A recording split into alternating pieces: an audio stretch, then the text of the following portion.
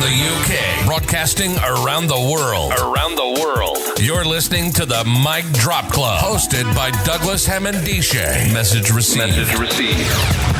You do not need to know what you need. Just engage with the podcast feed. Providing weekly insights into cool stuff we've read, saw, did, or heard about what made us say, wow, eureka, damn, nothing is off limits. If it motivates and inspires you to reach your goals, then it shall be discussed. Featuring guest interviews from high performers and people of influence, and weekly awards for the best mic drop moment. This podcast is guaranteed to leave you pumped up for the week ahead.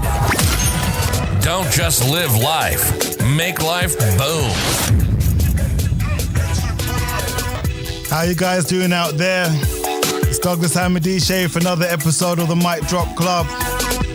Today, Thursday, the day before Easter Friday, and I thought I'll bring to you somebody that I connected to by a good friend of mine, Brian O'Toole. This is an author of a few books that I like to categorize as inspirational fiction. And though that's a global term, I guess, I'll let Stephen himself introduce himself to the Mic Drop Club, and we're going to have a conversation about what inspires him, where he gets his inspiration from, his own journey, and some of the good stuff you can get out of the books that he has written. And I'm in the process of finishing off the Candy Floss guitar, which you can get available on Amazon. And I must say, this book, it resonates so well with me, because the best way I could describe it so far is when you're on the precipice of starting a journey, what are you feeling? You know, are you anxious, nervous, unsure of yourself? What are you going to do on this journey? And many of us now are on that path, about to start a journey, and this is what it's about. You know, which path are you going to take? Can you stay where you are, or are you going to go and take the path least trodden? So, Steve Marriott, without no further ado, how are you doing? Are you okay? I'm doing great, thanks. And thanks for having me on the show. I've been excited to talk to you. And that's a great introduction. And feeling pumped up with their intro music there. That's, as you say, getting me ready for this long weekend. And we're all finding new ways to adapt to weekends. And, obviously this is the first holiday weekend. So, yes. Ready to, I'm sure I'll be really pumped up and inspired after this conversation. Oh, brilliant, because I think the key word there was adapt. And I think that's in keeping with what the whole country is trying to do now. It's adapt to the situation that it finds itself. Working from home means effectively the Monday morning, rat race is no longer there, so it's making those adjustments and having the family also adjusting the fact that you're working from home, but you actually are still working. So I'm getting used to that as well. But how are things in your household in terms of adapting to this change? Yeah, well, I think I'm reasonably well structured, so I think that hasn't been too bad for me in that sense. And I only work part-time. I work for a financial service company part-time, because that's my background. And so then the other 2 days a week or more with the weekends, I focus on my writing and sort of promotional stuff related to my books and things. Sure. But adapting, well, it's been an interesting period because unfortunately my partner Emma, we're pretty sure she got the coronavirus 3 weeks ago. Oh my God. And so, anything like that. So, so she's been lucky in that respect.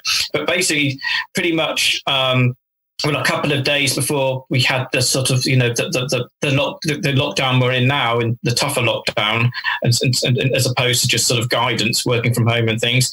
I came home from work, which was actually my last day of work before my company decided that it'd be better that people who can work from home. Mm-hmm.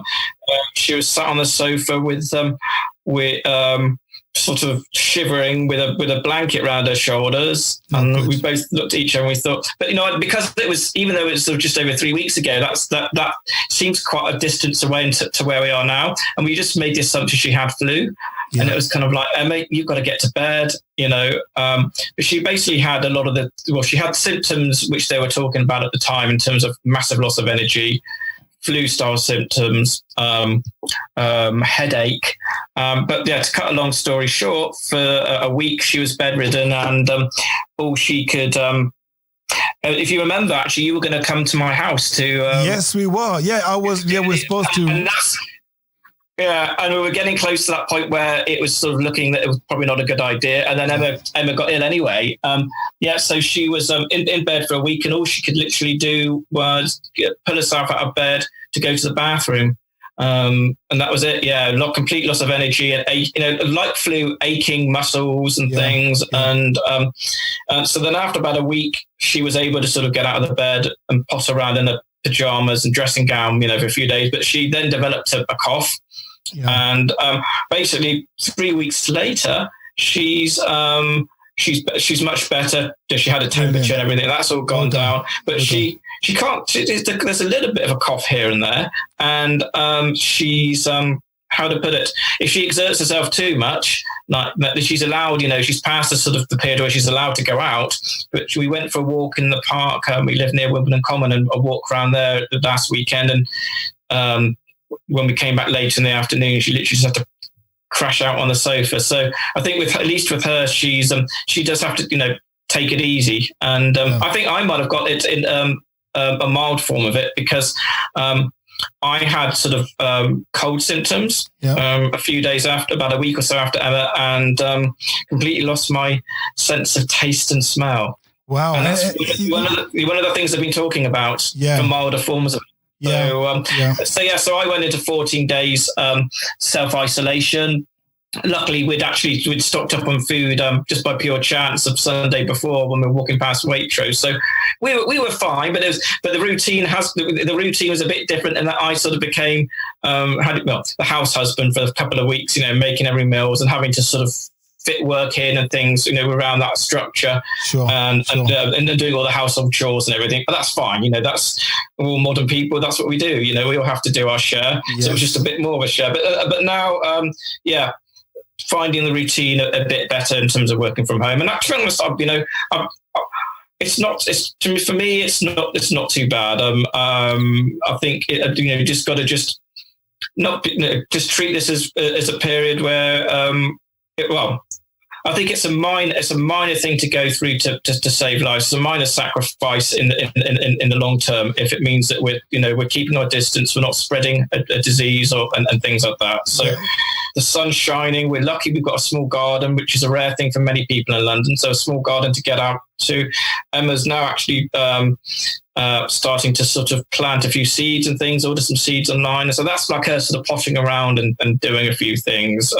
Brilliant. We're still in touch with each other as well, aren't we? Most definitely. Doing now. Most definitely. I think that is the key thing in terms of, one, staying connected as we are doing now, using technology to enhance, and also to find other opportunities that we might have not have thought about before. Technology is a true enabler if you use it correctly. Yes. And you are alluding to how difficult it is when you're living with a partner that has coronavirus or symptoms of coronavirus, and how you must be managing yourself throughout the whole process. There might be role reversals. All of these things are shifting, and the way that we normally do things, our habits. And we're human beings, we're creatures of habit. And this whole situation has turned on its head our normal habits, as it were. Even I know people that are so used to having their coffee at Costa or Starbucks at a particular checkpoint en route to work. And that's gone. And as well as you can't go out just to have that coffee anyway. So everything's been turned on its head. But I think throughout all of that, this is why I've always advised people to start reading. Use the opportunity now when effectively things have slowed down and stopped. Yes, work still continues for some people. Yes. But it is an opportunity to read things that can inspire, can motivate you to do things, and maybe it's a time to pivot your career. When I was looking at your bio and what you said today is, you're somebody that's an author and your background is financial services. So typically to an outsider, they might look, how can you write financial services stuff? Yeah, do financial services and then be an author of these inspirational things. And so what is your journey and how did you connect the two? Or you're not connected the two? Well, I think, put it this way, before getting to this point, I didn't perhaps appreciate that you can have balance in life.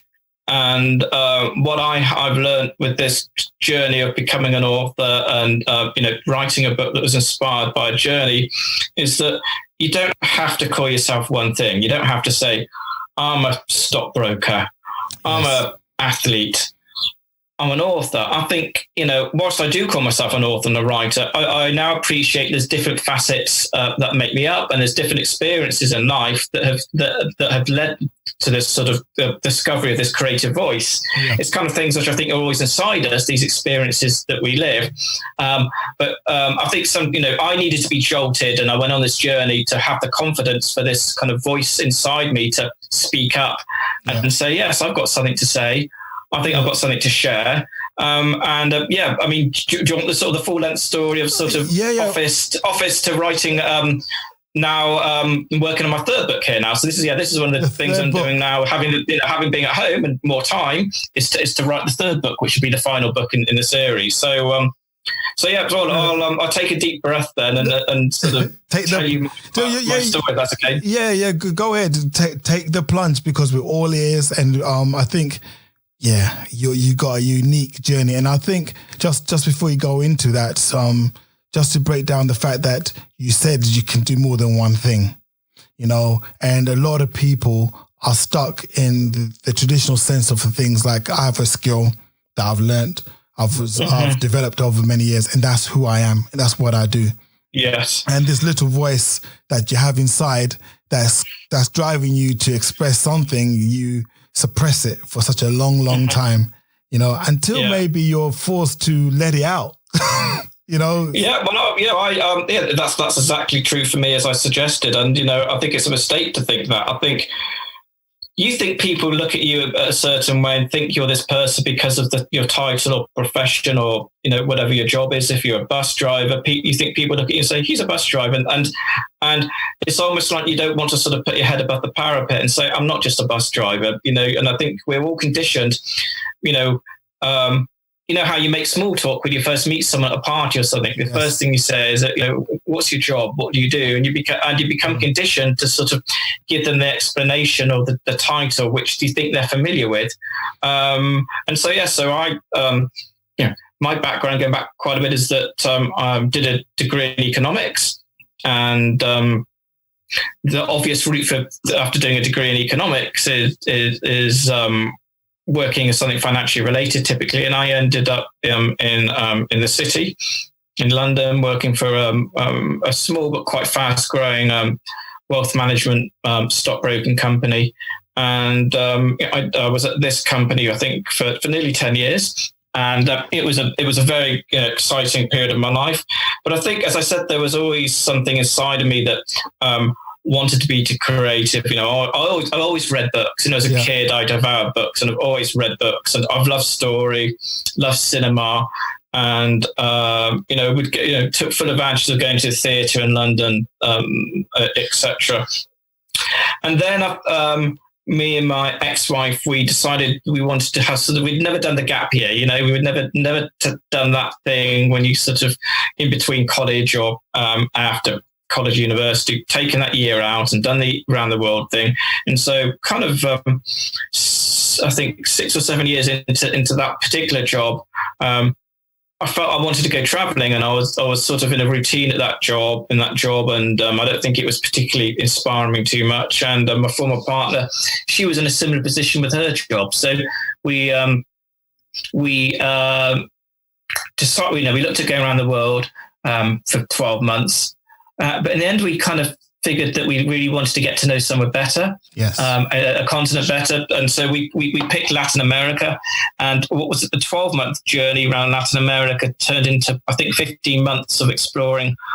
So South America and Central America. And that was a brilliant experience. We could talk ages about the advantages of travel and getting outside of your comfort zone and new cultures and things like that. Anyway, we came back from that experience, and it's like, well, what do we do now? Yeah. And do you know what? I reverted to form. My old company offered me a position. It was slightly different than before, but to all intents and purposes, my skill set was no different. The required skill set was no different.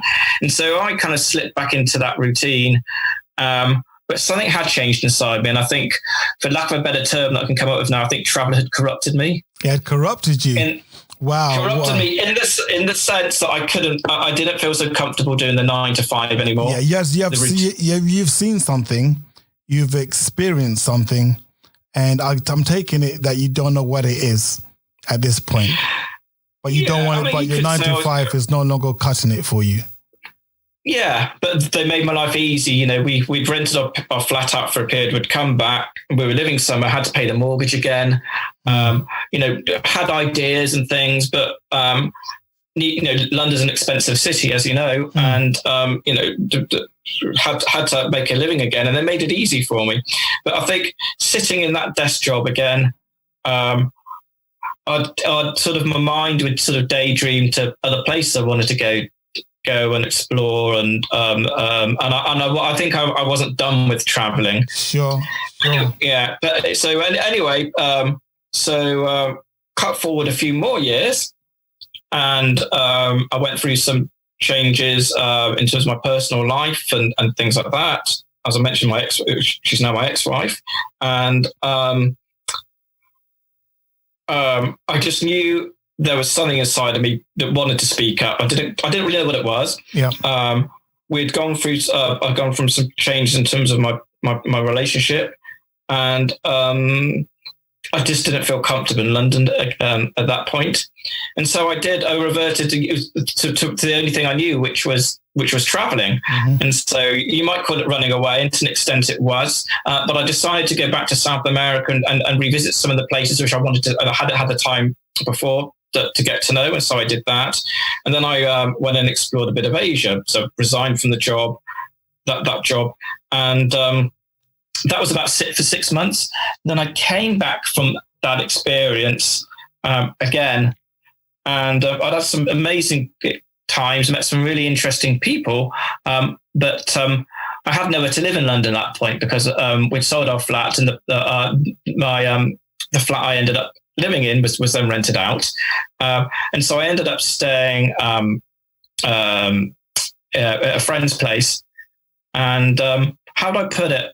I think I didn't realize it then, but I was depressed. As I said, I had some great experience, but I was no happier in myself than I was before, even though I'd had some, insights into some more parts of the world. And then just something kind of funny kind of happened to me. And it was a Monday night, I remember, and I was in a pub in the centre of London, near to where my friends had lived, where I was staying in their flat temporarily. And it was one of those kind of drizzly, rainy, London, miserable kind of nights where it's a Monday night, nobody's out, everybody's at home, but it was just me and this barman in this pub. And I don't know what it was. Perhaps I was just sort of looking very sorrowful and nursing my pint, but he kind of looked up at me and asked me how I was, and he was a Polish guy, and I was quite surprised that that he asked me that. So as I say, I must have been looking a bit glum. Anyway, we got talking, and very quickly into that conversation, he told me a bit about his life story, and he said to me, "You need to do the same. You need to go and walk the Camino de Santiago." Yeah, I've heard about the Camino de Santiago, and and it's always when people have gone on it, I hear about it. It's not one of those things I've ever heard about, just ran on television like a travel show. I've only heard about it from people that are either about to go on it or they come back from it. So exactly. So how were you processing that? And what happened? Well, yeah. So this guy, exactly as you say, it's not particularly well known in the UK. The Camino de Santiago. It has its history in Christian and Catholic pilgrimages. Yes. Across. So just to quickly for your viewers, your listeners, if they don't know, the Camino de Santiago is approximately an 800-kilometer walk, the traditional Camino Santiago, which starts in a little village in the French Pyrenees, and day one you walk over the French Pyrenees and you arrive in northern Spain, and then basically, depending on how fast you walk, roughly a month later, walking every day, you arrive in the city of Santiago de Compostela in northwest Spain, in the region of Galicia, and basically people walk it because St. James is said to be buried in that cathedral. And so for historical reasons, it was a sort of a rites of passage, a kind of a walk of penance for Christians. And in medieval times, about 1 million people walked it for religious reasons a year. And it was the second biggest pilgrimage after the pilgrimage to Rome amongst Christians. So it was huge. Big. Yep. Now people walk it for different reasons. Some for religious reasons, some for, say, gap year, for fun, cultural reasons because they like Spain, or for me, people like me, maybe they'd heard that they might find something. They might dig deep into themselves and do it for spiritual reasons. So anyway, this, as you say, or as you asked, this Polish guy says to me, "Yeah, you should walk the Camino de Santiago." And funny enough, he had walked it himself a few months earlier. Yeah. And I haven't got time to go into his story, but cut a long story short for him, he wants to be a filmmaker. His fiance in Poland wanted him to carry on working in the restaurant trade. He had the opportunity to be a manager of a restaurant.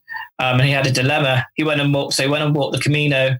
And to cut a long story short for him, he left Poland, left his fiance, came to London, got a live-in job at the pub we're in. But a week before me meeting him, he had signed a £1 million film deal. Wow. Him and his producer to make a film. Wow. So that's his journey. Yeah. So he had the journey.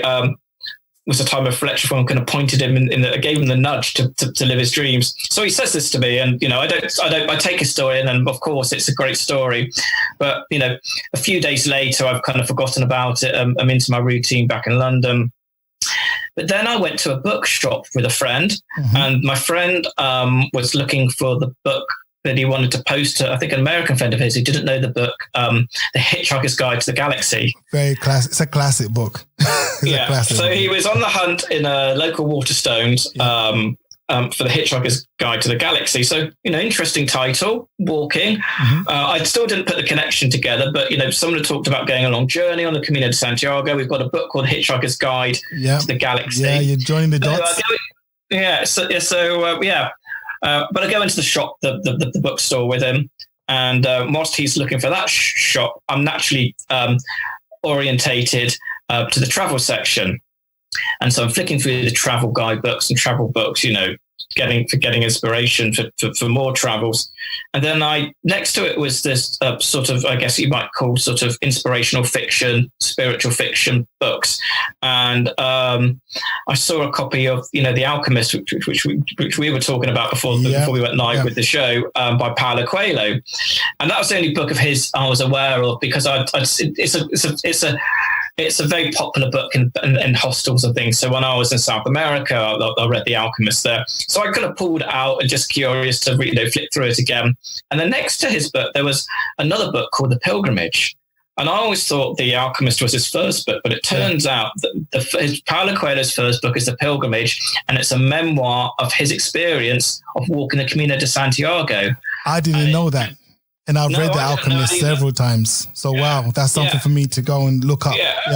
Yeah. So The Alchemist is a fictional story, whereas The Pilgrimage by Paulo Coelho is his memoir of him leaving the music industry, which was his old life, walking the Camino, and then having the courage to commit to being an author. And then after that, he wrote The Pilgrimage, but initially. But then he went on to write The Alchemist. But that was he walked the Camino de Santiago and then gave up on his old sort of music executive life and committed to being an author. Interesting. So you're taking this all in now, and you're connecting the dots. Hitchhiker's Guide to the Galaxy, Alchemist, The Pilgrimage. And then what are you thinking then now?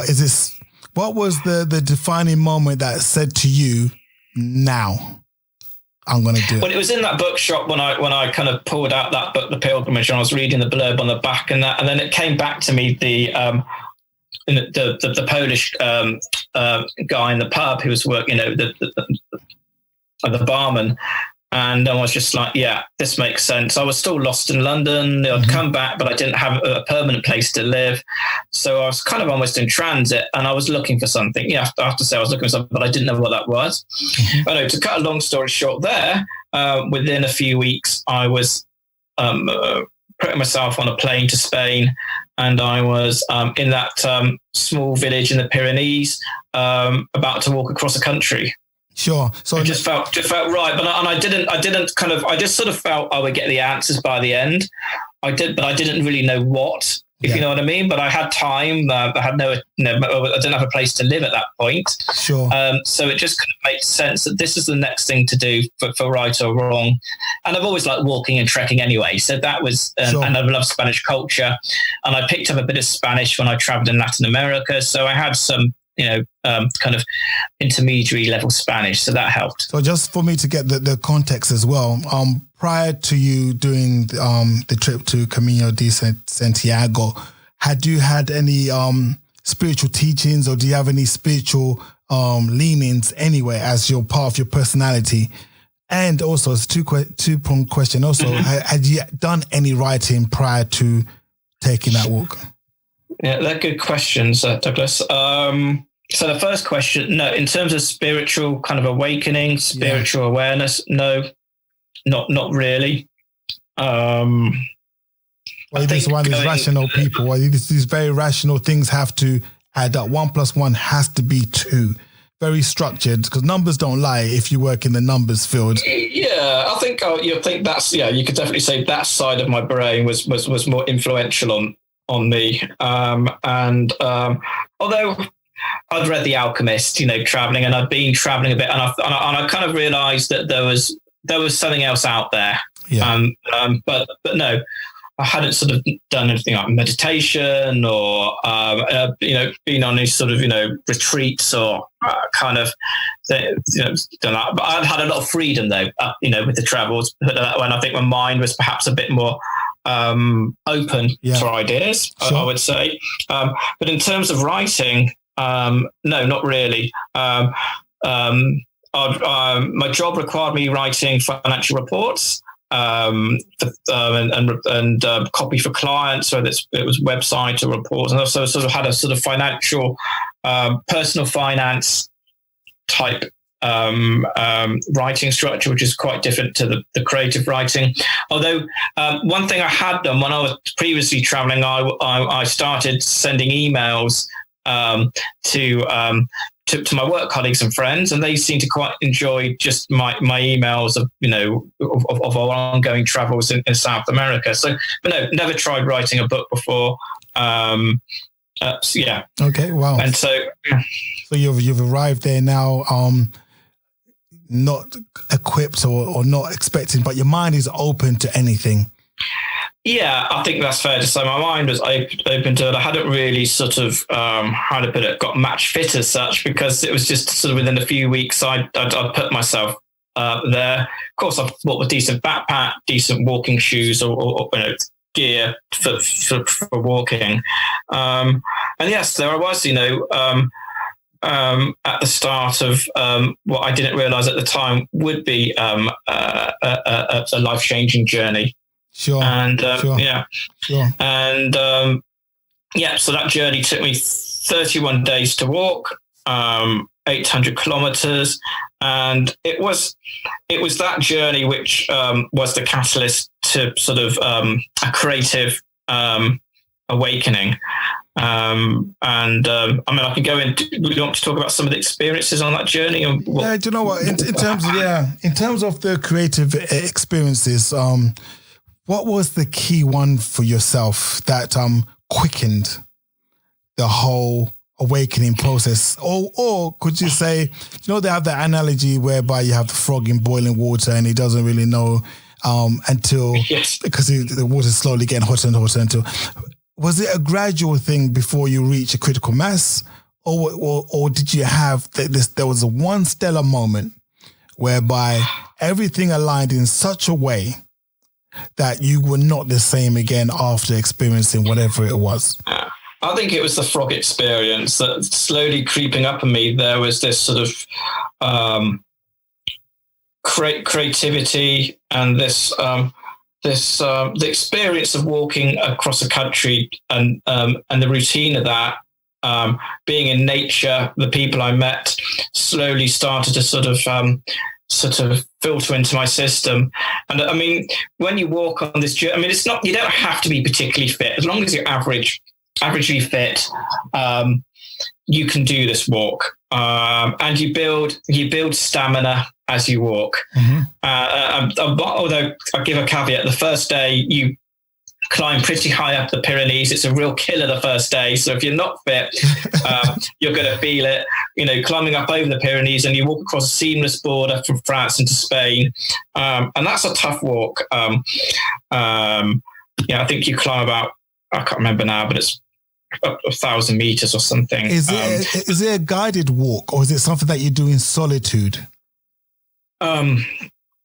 It's not guided. Some people are guided, but it's not hard. It's not. You don't need like a sort of full-blown map and compass and things. There are what they call there's these yellow arrows dotted along the whole route, which guide you there. Because it's a pilgrimage which is so old. It dates back to beyond the medieval times, but it's height as medieval times.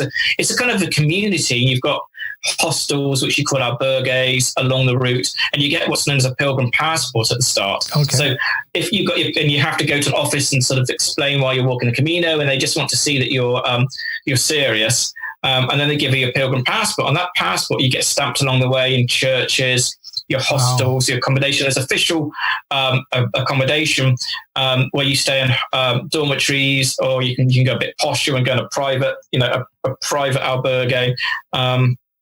But basically, that passport allows you to stay in the pilgrim hostels at a very cheap rate.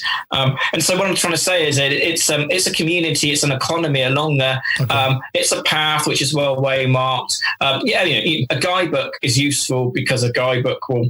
You can plan out how far you want to walk to this village or city or town. Break it down into bite-sized chunks across the month or so.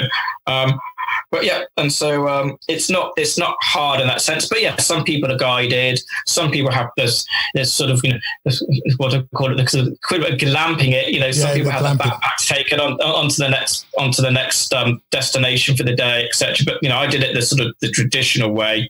I was on my own. But many people, the majority of people start on their own, but you're not on your own for very long because there's the camaraderie of it, and you soon make friends. And I made friends with a group who I decided to work with on and off because I think it's great having the fun and camaraderie, but you also need your space as well, just to, it's a period of reflection. But to answer your question about, was it one moment? No, it was that kind of slowly bubbling up inside me, that kind of frog moment. I guess if I was to try and simplify and say, condense what it was, I think it's just a very simple thing of having a simple routine and not complication in life. Basically, every day you're getting up at the crack of dawn, you're walking, you're breathing, you're eating. And you learn to slow down. You learn to slow down and sort of look behind you and look at the countryside you just passed, or when you're at the top of a crest of a hill, to look back and take in the surroundings. And you learn to become a good listener. So everybody's got their different reasons for walking it. And there are people. I just had a sort of, how do you put it? Sort of, you could call it a career crisis, or changes in my personal circumstances. Regards to my relationship. other people, it's like a bucket list thing for them, that they're going to die, or they've had some serious illnesses. And I met a lot of people that for them, they just wanted to do it, for because of health reasons or different things. And so it kind of put my sort of issues in check a little bit. But that just simple pleasures of learning to listen to people and their stories, walking, breathing, taking in the culture. You notice in that rural part of Spain, you pass through quite a few rural districts, people in villages taking the time to talk to each other, villagers curious about you, even though they get hundreds of thousands of people pass through their villages each day. They want to give you advice and tell you how far it is to the next village, and what do you think of it, and where are you from. So it was that kind of, in many ways, it was like life condensed. People say it's like life condensed into a very short period, because you sort of got the uncertainty, the birth at the start, and you're not really sure. You're finding your feet. There's a stretch in the middle called the Meseta, which is kind of it's an outer plano, so it's quite high up, but it's very bleak, flat, sort of agriculture area, and it's kind of quite a lonely place for 3 days. And there aren't too many villages or things of interest, so you're sort of going through that kind of period of challenge and questioning. And then you sort of get to the end, finally, in 31 days later, in my case, of kind of almost, that bit in the middle is like the death, and then it's kind of rebirth at the end. You've got there. You might have worked a few things out in your head, and you've your environment's changed. You arrived at Santiago and the cathedral and that. So, but the point for me in terms of creativity, I kept a journal, so I had a border notebook with me, and I think just somehow with the experiences of meeting people, slowing down, I think just my journal notes became richer, and they started to sort of take on just a bit more meaning and more descriptive. And so just the journaling just became more insightful for me. Wow. So as you're walking this journey, this 800-kilometer journey, are you ruminating on all the challenges that you're going through back in the UK? Or are you just trying to be in the moment and just walking for the walking's sake, and maybe processing things subconsciously without your awareness? Yeah, a bit of both, I think. I mean, to begin with, I think, yes, I was focusing on, what am I going to do next? I need an answer. Yeah. But now, and looking at my past marriage and why it didn't work, why it ultimately failed. As you said, and walking too fast. You're always on a mission in life, and it's because it felt so far away, 800 kilometers away.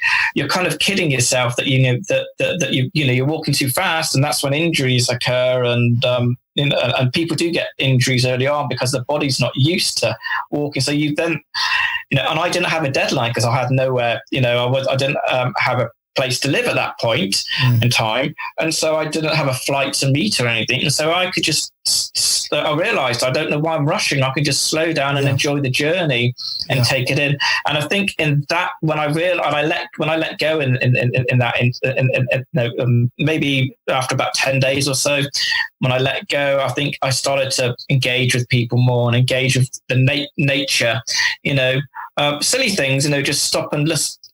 Enjoy looking at flowers or smelling them, or just the feeling of the breeze of the wind on your face. Those sort of things, which you don't. Well, funny now. Maybe all of us now are starting to appreciate some of these pleasures for our daily walk. And just looking at the clouds in the sky, and like taking the time to talk to your neighbour across the fence, even though you're at a 2-meter distance. And I think it was those simple pleasures, which when you're running around like a mad person in life, that helped me. So after about 10 days, I began to slow down. And I think maybe at that point, I started to become more in the moment and open to the experience. Sure. And that fluidity, being open to the experience, is that your style of writing? Or is your writing very much structured? How then do you... I still see myself as a newish author. So I've written the 2 books, and I'm starting the 3rd now. But the first book definitely was I didn't know what I was doing really. So it was a sort of a flow of consciousness that just came out. And I had my notes I could in terms of description of place and scene to refer to, but I just kind of wrote it. Didn't quite know what I was doing. But that's when I did have the first time. I did start that's when I started a blog and actually started to do some writing. So when I got to Santiago, I really wanted to share that experience with people, and so I set up a blog and just wrote a couple of blog pieces about the experience of the community of Santiago. Mm-hmm. But then I sort of felt I had another story, and this people sometimes busk, on the way there, or they do different things, and I had this busking idea for my character, and so I started to write a blog story of this character, and so that did start to slowly evolve as a blog story. But then I was starting to get a lot of followers with the blog story, and then I realized I had something. So it was kind of like it was coming out, but I did have this sort of first stage of the blog, and then I sort of took it offline and started to write it. It just seemed to naturally come out, but it was rough and ready. And so then, but the feedback with people who I shared, and the few people I shared the manuscript with, and I had the feedback from those early sort of blog pieces, which broke it up into sections, was positive. And so then I got a professional editor, proofreader, etc., and which helped polish it up. So I was kind of learning, like the journey really. I was finding my feet with the writing. Sure. Did you find that? Sorry for interrupting. Did you find that your creativity post the journey, came out like in volumes, like you open up a tap and it's just gushing out, and you can't wait to create an environment at home whereby you can put pen to pad and start, because you're now this vessel whereby you got so much creativity that you want to release? Or was it one where you were still very much in control of your creativity and it's more like a measured thing? How did it release? I think with that initial, that first story, yes, it just kind of, you turn like you did the analogy you said, the tap was turned on and it came out. But then I had to learn the sort of the craft of, polishing it, editing it. And so that needed structure in terms of disciplining myself to sit down, have feedback from an editor. How did that feel? Review, that kind of stuff. So what was the question? Sorry? How did you feel? In terms of the feedback, only because I know when I've had to write material, getting the feedback from people reading, I'm ultra nervous and I'm so sensitive. How are you feeling? With the second book, I was very nervous actually in terms of the feedback. The first book, you know what, I kind of felt I had something, but and I wasn't too nervous, to be honest, because I felt the story was okay. And it had already sort of gone through a sort of edit by the fact that I'd started publishing it, as I say, as a blog pieces. And then I got into the manuscript. But I can tell you that so I wrote that book and put it out there.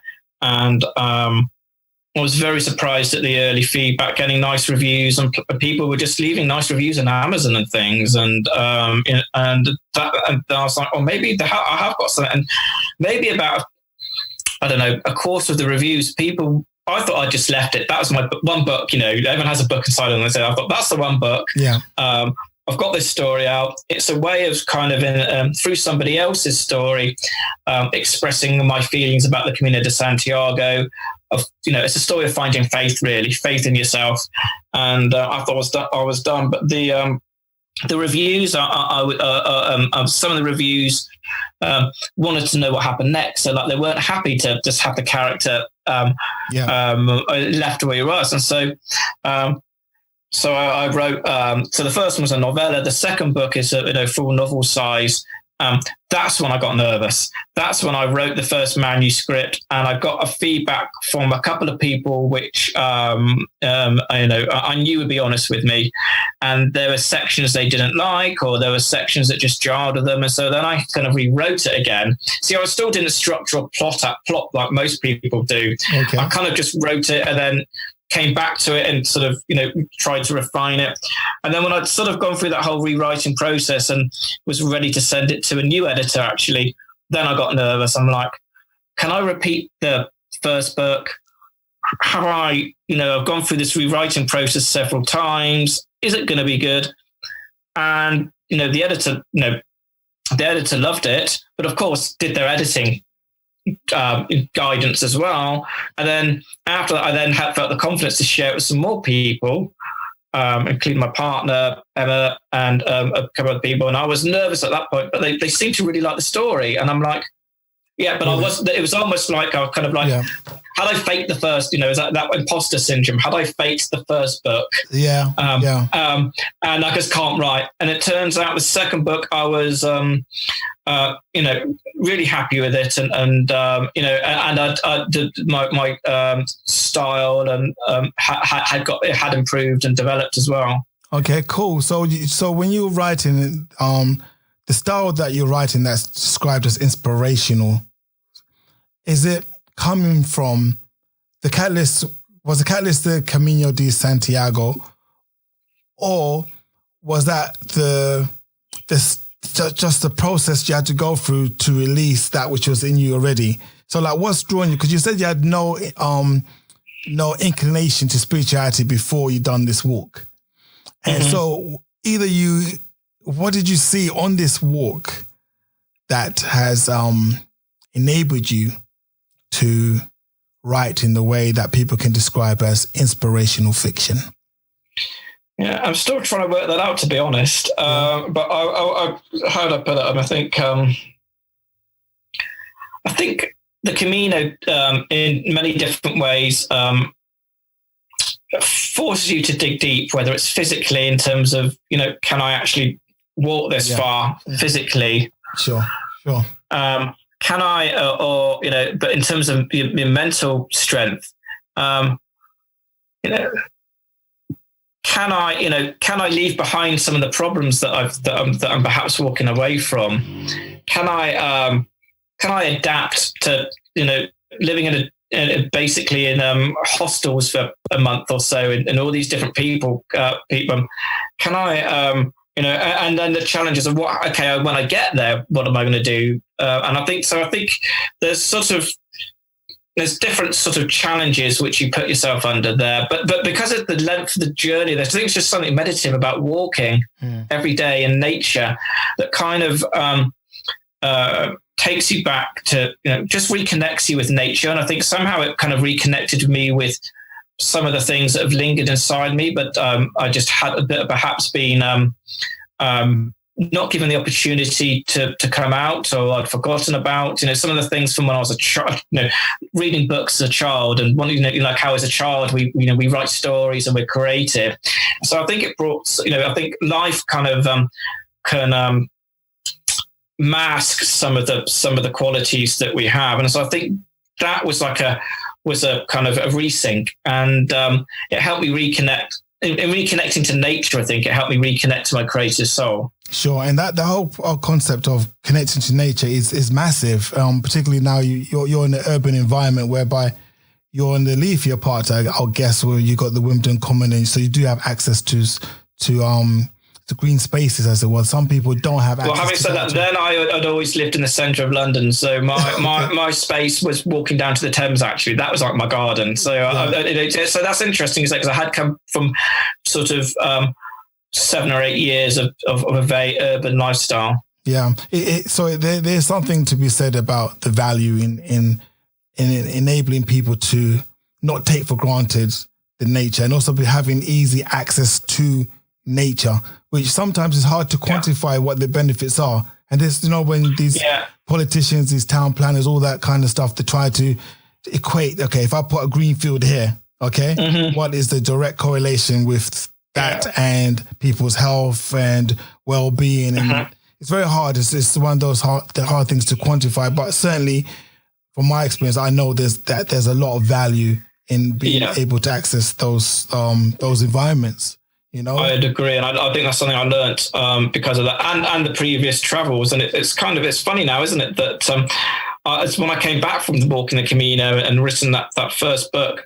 I always said to people, get out of your environment when you're in the office. Go and walk around the park if you've got one near to where you work or you live and things. And now that we're under this kind of lockdown, gosh, don't we appreciate the park? Yes, we do. Yes, we do. Yes, we do. I'm seeing, I've got a dog, a French bulldog, 2.5 years of age. And when I walk with the dog, prior to the lockdown, I would say, I would yank his collar a little bit when I say, come on, because he always wants to stop and sniff. Always. I mean, like, he's a sniffer. He doesn't like, if I throw a ball, he's not into chasing the ball. He's like a Columbo of urine. He wants to smell the urine of other dogs, and that's all he does. He wants to smell. So I didn't realize that when they smell, there's communication with other dogs that leave the scent as well. I didn't understand all that. So sometimes I come on, let's go. But as I'm stopping while he's stopping to sniff, I'm taking a look at the surroundings as well. I'm trying to pay more heightened attention to the little things, like the wonder that I used to have as a kid, like observing the daffodils that come up as an indication from winter to spring, looking out for those things. Now, particularly now, you can't hear the birds chirping, and just observing, the different sounds, birds. Prior to all of this, it was like birds chirp, and it was just I grouped all chirps as that's birds. But now try to make the distinction of, no, that's this type of bird, that's that type of bird, It's interesting. Well, look, and I think, going back to what I was saying in terms of being reconnected to nature when I was walking, I think somehow that reconnected to my creative side as well. Nature kind of made me, listening to the birds and observing, made me more observant, maybe a better listener, I think, because the amount of stories, it was a great place to get inspiration for story ideas. Listening to people sort of, their various experiences from their lives, and because you don't, when you're walking and you're with someone, there's nothing else to do really apart from talk. Exactly. Did you leave anything behind on that walk?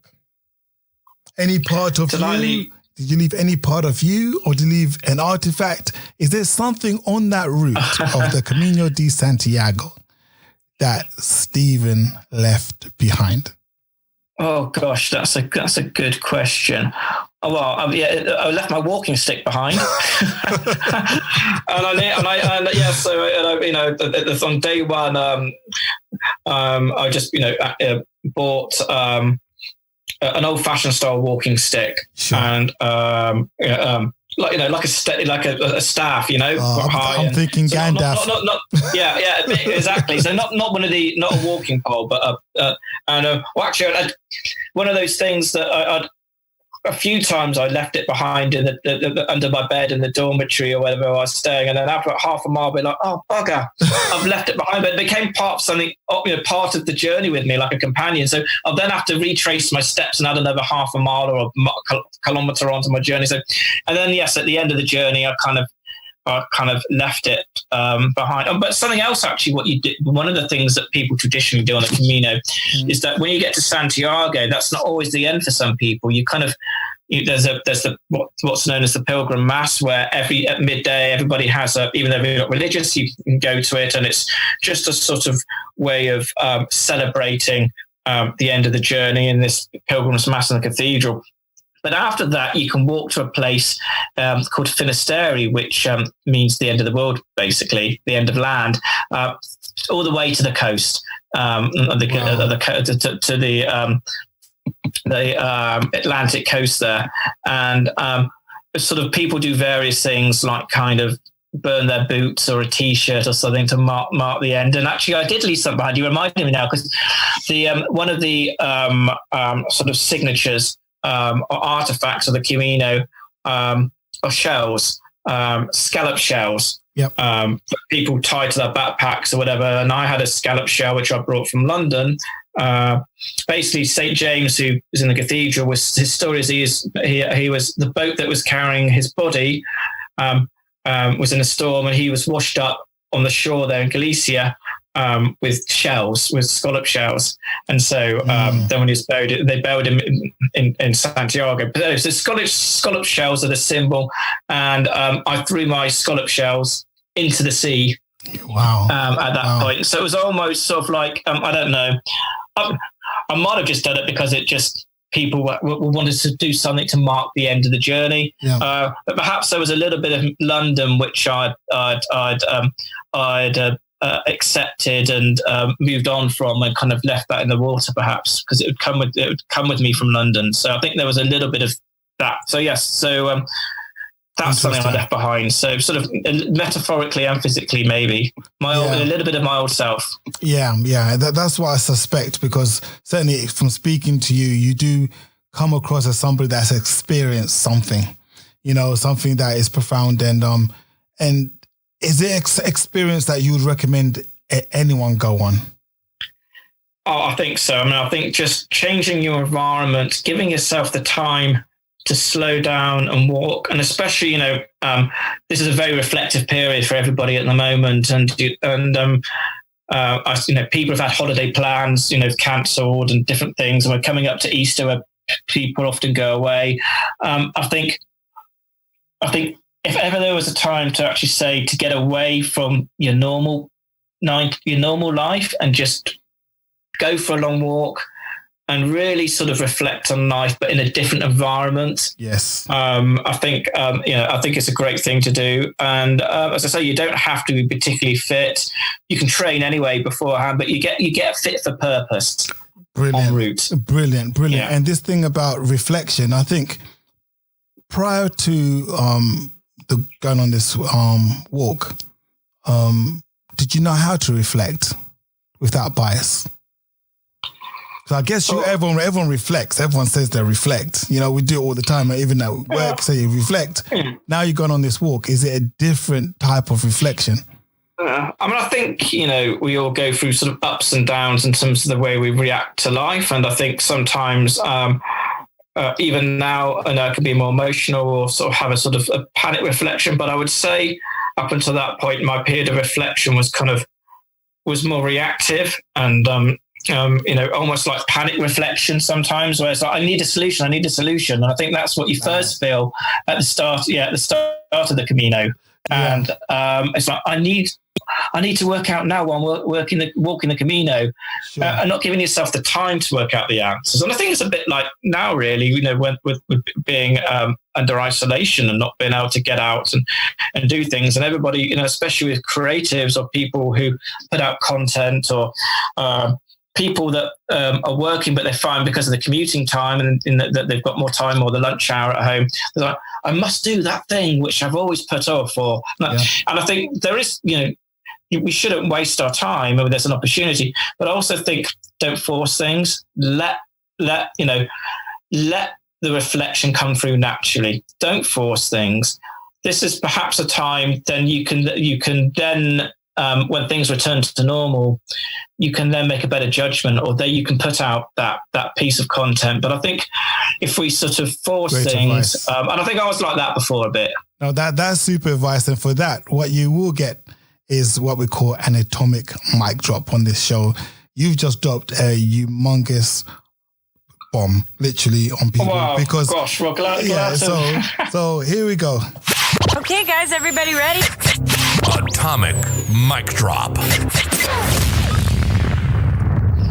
For creatives out there, that is golden, because a lot of creative people are thinking about, what can I do now? I'm restricted in my movements. I want to express myself. I'm outward thinking. And you just said it quite well there in terms of taking your time.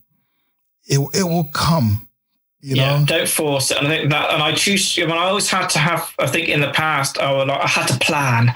I had to have the answer. Yeah. And I'm not saying don't waste your time, but don't be, don't force it. Use this time as a time to reflect and sit in the garden, maybe in your lunchtime, and chat to your neighbour and just take it all in. But I'm glad I came up with something, because that was great. That little jingle. No, that's superb, and I'm very conscious of the time. I know that you're a busy person. So what I will say is, Stephen, it's been it's been all inspiring.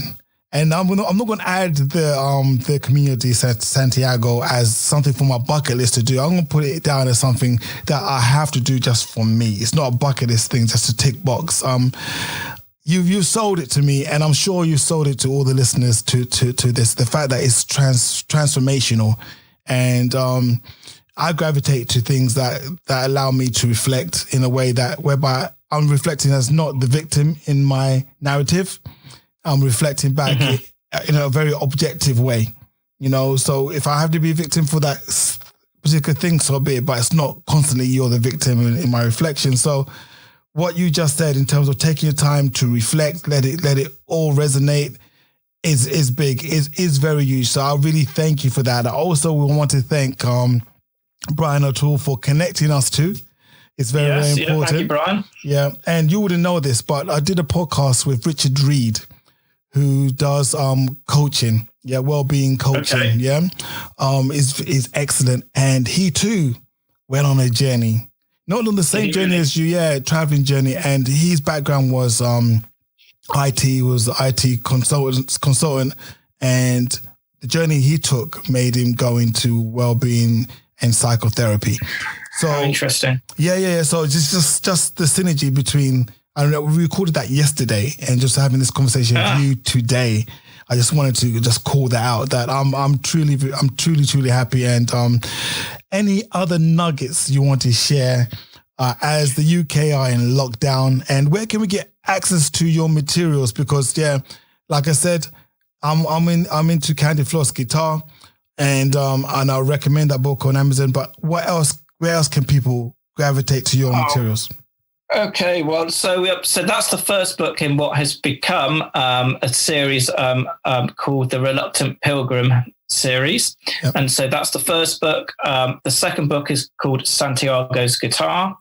And that develops Diego's story of finding faith and becoming a flamenco guitarist, but his journey's not quite over yet. And in many ways, getting to Santiago is just the start of his journey, and that's something they say. That when you reach Santiago, this is just the start of your journey, because then you've had your sort of some realizations, but you've got to return to the real world, and returning to the real world of these ideas is not always as easy.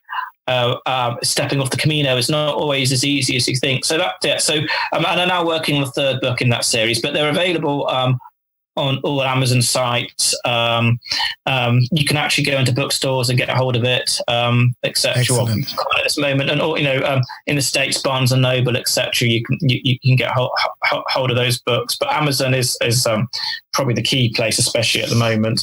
And what can I say in terms of nuggets? Well, I love the fact that you're considering walking the Camino de Santiago, and I think what have people got to lose? They get fit. You get this cheap wine and food on the route. So, if you like Spanish Rioja and, you like Spanish tapas, you're going to eat well and you're going to burn off all that food. So you're not going to, you can eat as much as you like and eat and not drink too much. You don't want to hang over in the morning, but, when you get up with the sun, but you can eat and drink well and not have any fear of putting on any weight. Brilliant.